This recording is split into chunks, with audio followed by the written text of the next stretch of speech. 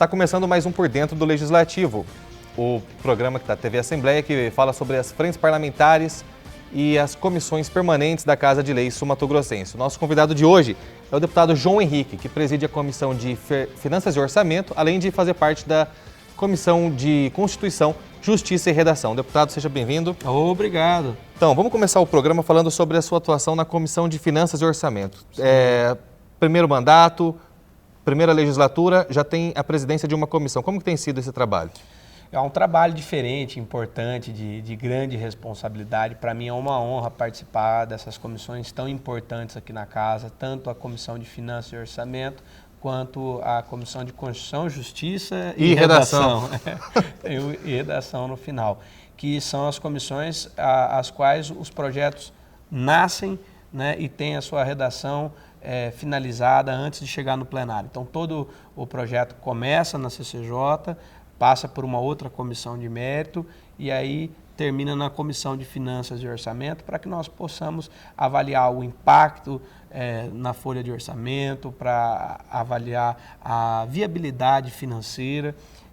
Foi muito importante a Comissão de Finanças e Orçamento agora na redação da LDO, então teve um destaque também. Nós nos bastidores aqui comentávamos sobre qual comissão dá mais trabalho. Eu diria que as duas, principalmente agora que vem, né, o PPA, vem a LDO e depois a LOA, que são as leis orçamentárias da nossa casa. Tem uma atenção especial pela Comissão de Finanças. Perfeito. Especificamente sobre a LDO. A LDO de 2020 prevê 15,8 bilhões de reais arrecadados em Mato Grosso do Sul. Qual que é o impacto desse valor apresentado pelo Executivo? Tem sido noticiado que são 5% de aumento em relação ao ano passado, e como que a Assembleia pode trabalhar em cima desse orçamento?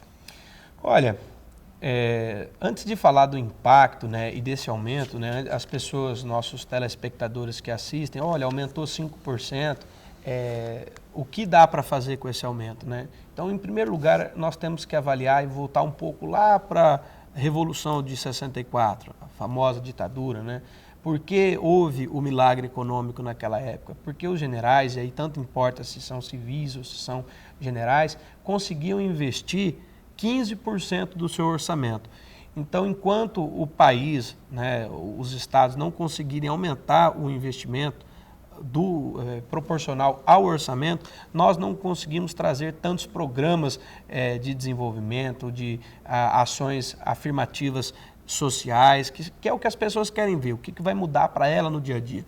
E com o poder de investimento corroído, nós temos poucas coisas de grande impacto, de grande visibilidade que as pessoas vão conseguir. Por isso é importante as reformas da Previdência, as reformas que impactam no orçamento, grandes discussões que as pessoas ficam incomodadas de ver, que nem eu, nem você, nenhum telespectador gostaria de ver esse ato de irresponsabilidade que veio sendo feito por vários governos para nos deixar nessa situação de pequeno poder de investimento. Não, sim, sem dúvidas. O orçamento público, ele não é uma discussão que se encerra em si, né? Ele tem que estar atrelado, como o senhor disse, à Previdência e a todas as outras áreas que o serviço público é oferecido aos cidadãos, não só sul-mato-grossenses como brasileiros, né? Mas apesar dessas dificuldades que o senhor tem mencionado aí, a LDO de 2020 recebeu 8 emendas, sendo 3 de suas autorias, né? Foi. 3 de sua autoria, perdão. São referentes à tecnologia, acessibilidade, que são 2 bandeiras do seu mandato, quem acompanha sabe, e tem uma muito, muito técnica, que eu gostaria que o senhor traduzisse para o nosso telespectador, né? Que é a emenda que versa sobre a correção de distúrbios interregionais.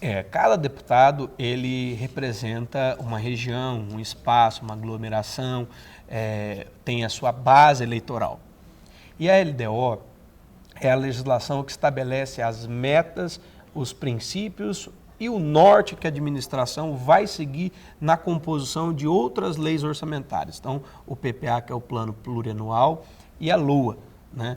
Então, sim, vamos falar para o telespectador. O orçamento público ele é dividido na PPA, na LDO e na LOA. Cada uma dessas leis cumpre uma função em um momento da legislatura ou do mandato do executivo. Sem dúvida. E já que você falou do PPA, o PPA ele é muito interessante porque o governante eleito nunca participa do primeiro, de maneira que o próximo governante vai conviver com um ano do Ele pega no último do que entregou. Um ano do PPA daquele que entregou. Então, para dar uma ideia de continuidade, para que não haja um desequilíbrio, então é uma legislação importante e que estabelece a continuidade dos programas que foram estabelecidos nas leis orçamentárias. Então, é extremamente interessante.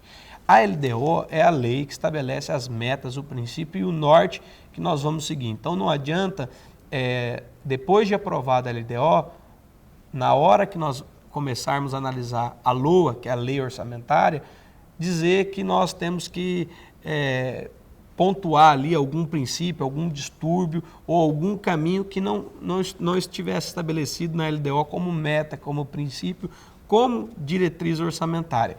Então, falando dessa emenda que nós apresentamos, é para que o deputado que representa uma região possa determinar, possa orientar a administração pública para que já componha o seu orçamento, os seus programas, contemplando distorções regionais, para que quando você aqui na Assembleia receba os programas, votação de leis importantes do governo, esteja contemplado desde o início como princípio esse tipo de previsão e de correção.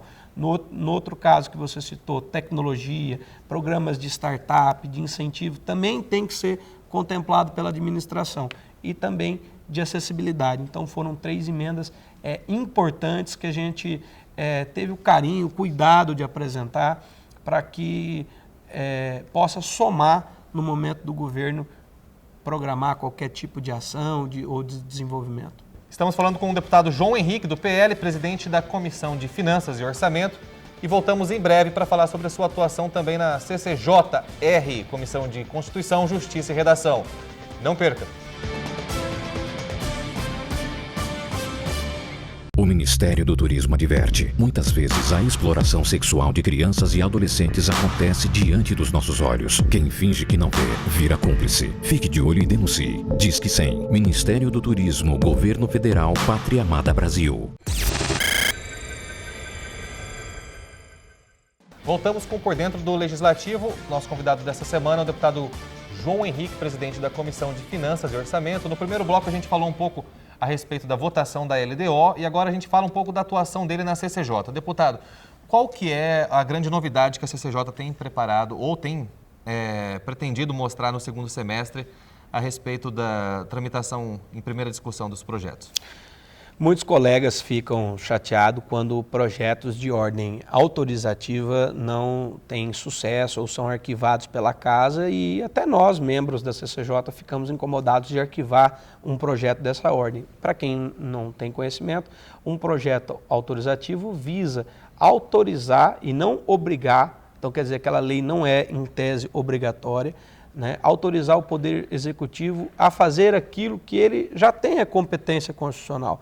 Então, esse projeto, pelos doutrinadores, pelos tribunais, eles vêm sendo considerado inconstitucional, porque você não pode renunciar ou determinar que o Executivo faça aquilo que ele já tem competência para fazer. Ele já sabe que tem essa competência. Ou deixar de fazer, mesmo se tiver aprovado, se tiver uma lei nesse sentido. Então, esses projetos autorizativos vêm causando um certo embate. E na CCJ nós estamos discutindo a possibilidade, pela primeira vez, ter uma súmula na Casa, algo que não houve ainda, para orientar os colegas ao proporem esses projetos autorizativos e nós, membro, se aprovada a súmula, poder negar esses projetos, arquivar, sem que nenhum colega nos responsabilize pela avaliação individual desses projetos. Então, de maneira a otimizar os trabalhos aqui, isso vem sendo feito e talvez vai ser discutido agora no segundo semestre. Essa questão dos projetos autorizativos e da súmula, obviamente, vai virar notícia ainda no segundo semestre, mas eu sei que também o senhor apresentou um projeto de resolução visando a possibilidade de apresentar recursos também na CCJ. Como que funciona isso? Em direito eu me deparei com uma situação um tanto diferente, né? Compor um órgão colegiado da qual a sua decisão não caiba recurso. E existe em outros órgãos, na Câmara Federal, no Senado. O que acontece? Quando a CCJ decide por 5-0, quer dizer, são todos os membros, aquele projeto nem vem ao plenário. Aquela discussão não chega, ela é enterrada, ela é arquivada. Agora, o problema não é quando ela decide dentro da sua competência. O duro é quando a CCJ extrapola os limites da sua competência, adentra o mérito e não tenhamos recurso daquela decisão. Não quero dizer que isso ocorre. Agora, ninguém pode cercear a faculdade da pessoa interpor o recurso do qual acredita que a decisão for violada. É aquela frase do ilustre Voltaire: posso não concordar com tudo que você disse, mas lutarei e morrerei pelo teu direito de dizer. E é o que nós acreditamos que quem tem um projeto arquivado pela CCJ deve poder fazer, interpor um recurso. Até porque não existe um lugar mais propício para a promoção do constante debate e diálogo do que a Assembleia Legislativa, né, deputado? Sem dúvidas. Esse foi o Por Dentro do Legislativo, o deputado João Henrique, presidente da Comissão de Finanças e Orçamento e membro da CCJ, foi o nosso entrevistado essa semana. Se você perdeu o programa, não fique preocupado não, você ainda pode assistir no YouTube por meio do nosso canal TV Assembleia Legislativa. O endereço está passando aqui embaixo no link e nos vemos numa próxima.